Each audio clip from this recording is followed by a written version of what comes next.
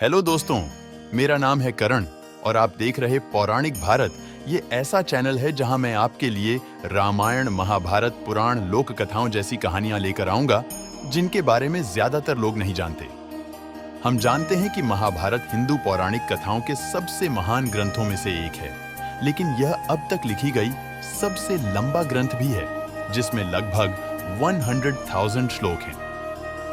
यह कुरुवंश के दो संप्रदायों पांडवों और कौरवों के बीच प्रतिद्वंद्विता का चित्रण है।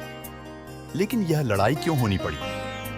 किंवदंती है कि मनुष्य के प्रत्येक युग में जब मानव जाति ने अपने गुणों को त्याग दिया था और इच्छा और लालच के आगे झुक गई थी, तब देवता विनाश लाते थे और मनुष्य के एक नए युग के लिए मार्ग प्रशस्त करते थे।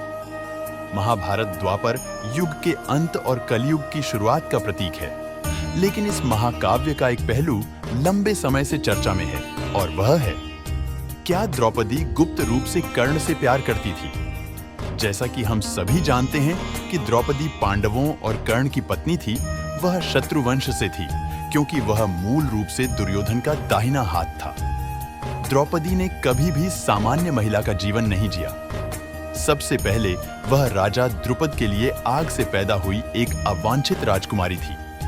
विडंबना यह है कि कर्ण, जो पांडु से विवाह करने से पहले पांडवों की मां कुंती से पैदा हुआ था, उसे अपमानित होने के कारण छोड़ दिया था और उसकी जगह एक रथ चालक अधिरथ ने ले लिया था।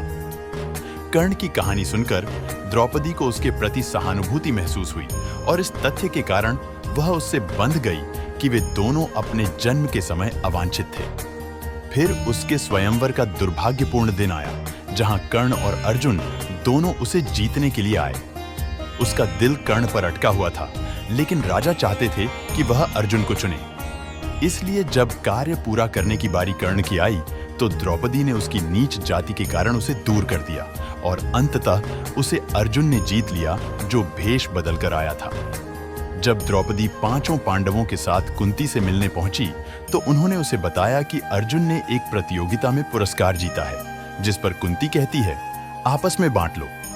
अपने समय की किसी भी अन्य महिला के विपरीत उसके 5 पति थे, फिर भी, और साथ ही अपनी पत्नी द्रौपदी। इसके बाद द्रौपदी सहित पांडवों को वनवास पर भेज दिया गया और इस अवधि के दौरान एक ऐसा मामला आया जब द्रौपदी को अपराध स्वीकार करना पड़ा।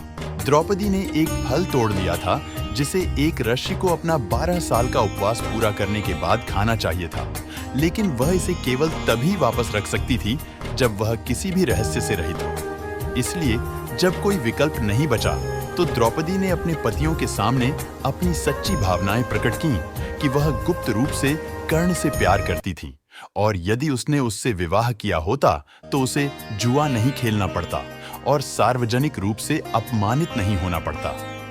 ये सब सिर्फ अटकलें और बहसें हैं, क्योंकि कोई भी कभी नहीं जान पाएगा कि द्रौपदी के दिल में वास्तव में क्या हुआ था। यह ऐतिहासिक गाथा में अतिरिक्त मसाला जोड़ने के लिए एक वैकल्पिक इतिहास बनाने का प्रयास हो सकता है। आपको आज की वीडियो कैसी लगी? हमें कमेंट में लिखकर जरूर बताएं और हमारे चैनल को सब्सक्राइब करके पौराणिक भारत के साथ जुड़े। धन्यवाद।